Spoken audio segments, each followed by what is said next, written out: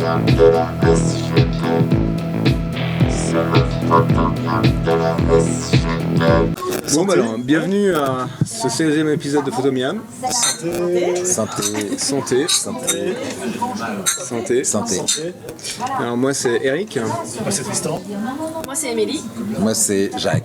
Jacques, bienvenue. Bienvenue. Merci. Eh ben, on va commencer peut-être avec toi. Tristan, t'as des petits trucs machin rigolo à montrer? Ouais, en fait je pensais qu'on est pas mal d'entre nous à travailler avec du flash. Et souvent avec les équipements flash, on essaye des fois on s'entraîne. Aujourd'hui avec les ISO, tu utilises quand même un flash. Ouais. Parce que j'ai des vieux appareils argentiques. D'accord. En fait, la plupart d'entre nous, on n'a pas envie de dépenser forcément dans un gros équipement. On peut trouver des vieux flashs pour pas cher en deuxième main ou des vieux flashs qu'on avait il y a quelques années. Et on aimerait bien synchroniser tous ces flashs pour avoir plusieurs flashs en même temps pour expérimenter. Et en fait, pas mal d'entre nous le savent déjà, mais on peut trouver pour 5 à 10 euros maximum sur internet, dans des petits magasins spécialisés, des déclencheurs de flash qui reçoivent un flash principal, donc comme par exemple le flash qui est sur un petit appareil photo basique. En fait, une cellule photosensible. Ouais, c'est une cellule photosensible, exactement. Ouais. Qui permet ensuite de déclencher quelque chose de plus conséquent, de plus beau. Alors j'avais mis le côté un speedlight, voilà, un truc. Par exemple, voilà, exactement. Ouais, là, il y en a un avec un tout petit speedlight. Et par exemple, pour avoir un flash secondaire qu'on met dans un coin, dans la poche, on laisse un tout petit speedlight dessus avec un petit pied, parce qu'il y a la fixation. Ouais. Ça permet d'avoir plusieurs sources de flash avec des flashs pas chers. Là, c'est des petits speedlights qu'on recevait avec certains appareils. Vous n'avez pas grand chose, on ne sait pas trop quoi en faire, mais ça peut être une très bonne lumière secondaire Alors ça crée une avalanche en fait. Exactement, on peut en mettre autant qu'on veut. C'est amusant et c'est pas cher, donc je trouve ça intéressant à montrer. Ça ne permet pas de faire du TTL, mais si on veut s'amuser à faire du coup, tu règles en manuel ton flash et puis tu peux faire ton sculpté comme ça. Quoi. Exactement. Voilà, c'était juste excellent. Pour dire ça. Cool, super. Merci Tristan. Émilie, c'est quoi ta passion en photographie? Alors moi, je fais beaucoup de photos nature. Je fais quasiment exclusivement de la photo nature. Du coup, là aujourd'hui, je vais d'abord parler de comment faire un affût. D'accord. C'est quoi un affût déjà? Alors un affût, c'est donc quand on fait de la photo nature, on peut aller ce qu'on appelle en billboard, c'est-à-dire qu'on se balade juste et on chope des animaux ou des végétaux ou ce qui nous intéresse sur le moment. Et il y a donc ça c'est la billboard et on ne peut pas prévoir où sera le sujet, on ne peut pas prévoir l'arrière-plan, on doit être réactif, on doit faire au plus vite et si l'animal est coopératif. Mais il y a l'affût, c'est-à-dire qu'on peut se poser dans un endroit propice qu'on a étudié avant, on connaît les habitudes, évidemment l'idéal c'est de connaître les habitudes des animaux et pouvoir déterminer que là il y a plus de chances qu'ils sortent et du coup on peut poser une tente d'affût que j'ai pas amenée parce que c'était un peu grand, j'en ai une mais elle est grande. Donc on peut poser une tente d'affût qui est prévue avec des encoches, avec en général sur les 4 côtés, on peut prévoir le trépied, on peut prévoir le téléobjectif. C'est là où tu te caches. Et voilà, c'est une petite tente qui est évidemment couleur feuille, il y en a aussi couleur feuille mais en hiver genre blanc, ça dépend il faut toujours être dans son milieu, donc voilà.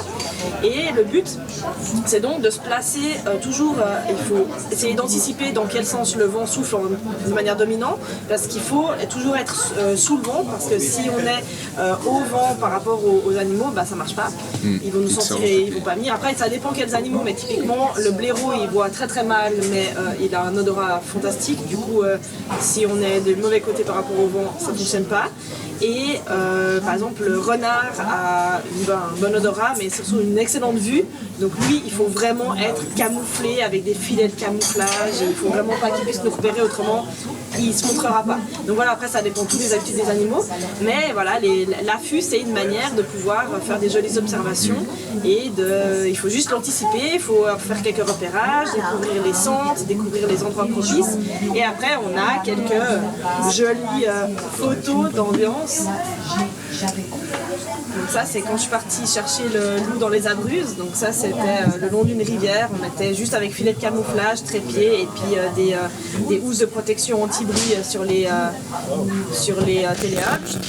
Et puis on a le mode aussi affût, là on était sur une carcasse, donc on observait des carcasses de moutons que les éleveurs mettent dans les Abruzzes. Ils ont toute une relation entre les éleveurs et les prédateurs pour pas qu'il y ait des prédations sur les troupeaux justement. Du coup quand il y a des bêtes qui meurent pour d'autres raisons, bah, ils les donnent aux loups Et du coup, voilà, on a le filet de camouflage, il faut toujours avoir voilà, les bonnes couleurs par rapport à l'environnement. Et typiquement, il faut toujours s'habiller en sombre et surtout pas en habit avec des couleurs tranchées. Si on par exemple, en dessous de ça, parce qu'il faisait moins 13, donc j'étais habillée, mais en dessous de ça, j'avais un pull thermique qui avait les avant-bras blancs et noirs et blancs. Ça, de loin, ça se repère vachement bien. Il faut vraiment être sombre, pas forcément noir, mais sombre et idéalement ces fameux habits militaires qui font uniforme ou voilà, ou aléatoire, mais il faut arriver à... Après, les animaux, ils sont pas bêtes, hein.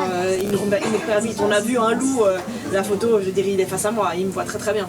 Il sait très bien que cette forme-là, d'habitude, elle n'est pas là dans son environnement, il connaît extrêmement bien son territoire. Mais voilà, pour faire de l'affût, pour approcher et voir différents animaux, voilà, il faut arriver à observer leurs habitudes, se poser, et après, il faut de la patience, et de la patience, c'est encore un petit peu de patience. Donc ça fait longtemps Et beaucoup de que patience. Ouais. Il faut combien de temps pour apprendre à en faire correctement? Alors, il faut... À en faire correctement, ça dépend. Moi, mon métier, c'est biologiste de terrain, donc étudier, et je travaille principalement sur le comportement des animaux. Donc, c'est mon métier de savoir comment les animaux vont réagir. Après, ça s'apprend sur le tas, ou l'idéal, c'est de faire des stages avec des photographes animaliers passionnés qui transmettent, qui ont l'habitude. Mais voilà, si on veut s'en sortir tout seul, on peut. Il faut juste passer énormément de temps en forêt, repérer, voir un chevreuil, il part. Voir un chevreuil, il part. Voir un renard, il part. Comprendre pourquoi. Ah mince, le vent est soufflé derrière moi. Ok, donc en fait, il m'a senti bien avant que je le repère. Ok, bon la prochaine fois, je ferai le tour. Et voilà, c'est voilà, des essais et comprendre le pourquoi du comment. Et après, évidemment, si on va aller avec des gens qui s'y connaissent, on apprend plus vite. Cool. Voilà pour l'affût. Merci. Jacques, termes bienvenue à d'appareil, Photomia. Moi, je suis venu avec un Olga, 100% plastique, même la lentille en plastique. Un appareil, en fait, contrairement à ce qu'on croit, qui est pas russe, mais qui vient de Hong Kong et qui était censé envahir le marché chinois avec des pellicules 6.6. Et finalement, le marché chinois a été ouvert aux pellicules 35 mm. Et donc, en fait, cet appareil a connu un flop à l'époque. Mais en fait, depuis, je dirais, 10 ans, il a été ressuscité grâce à tout ce mouvement de la lomographie. Alors moi, au début, j'ai été très sceptique, mais en voyant que ça coûtait quand même 40 €, je me suis dit, je peux quand même investir.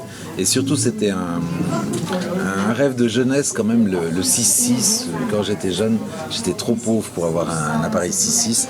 Là, pour 40 €, avoir un appareil 6.6. Donc en fait, j'ai commencé et c'est vraiment, en fait, c'est vraiment génial parce que quand on passe du numérique à l'argentique comme ça et qu'on n'a pratiquement pas de contrôle. Le seul contrôle, c'est nuage. C'est la nuage ou soleil. Et je veux dire, un personnage, deux personnages, ou les montagnes, ou un groupe de personnages. Donc et pas de vitesse. Et le seul vraiment truc qu'on a pour contrôler, c'est la pellicule. Donc là, j'ai pris une pellicule, voilà. Et il ne faut pas oublier de... Comme il n'y a pas de pile dedans, il ne faut pas oublier de tourner pour passer à la photo suivante. Autrement, c'est un format carré en plus. Oui, c'est un format carré. Et autrement, ça crée des superpositions, des accidents créatifs en fait, qui peuvent être complètement géniaux.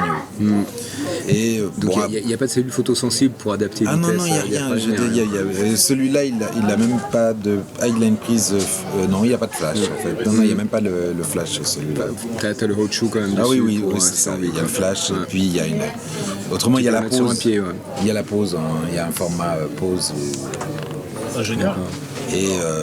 Et en fait, les résultats, j'ai tiré les premiers négatifs moi-même aussi, parce qu'en fait, c'est quand même, malgré tout ce qu'on dit maintenant, c'est tellement normalisé les produits, c'est vraiment très très simple de développer soi-même les pellicules. Et vraiment, c'est génial parce qu'on se dirait vraiment dans des ambiances, des films des années 60, avec comment ça s'appelle, quand il y a beaucoup de... Il y a ces trucs noirs autour. Du vignettage. Du vignettage, vignettage, il y a un énorme vignettage, et puis c'est vraiment, en fait, c'est quand même, c'est un peu bouché, je veux dire, il y a quelque chose de... Mais je trouve, en fait, c'est vraiment, ça donne quand même des super photos. Excellent. Excellent. Cool. Original, Merci beaucoup. 16e épisode.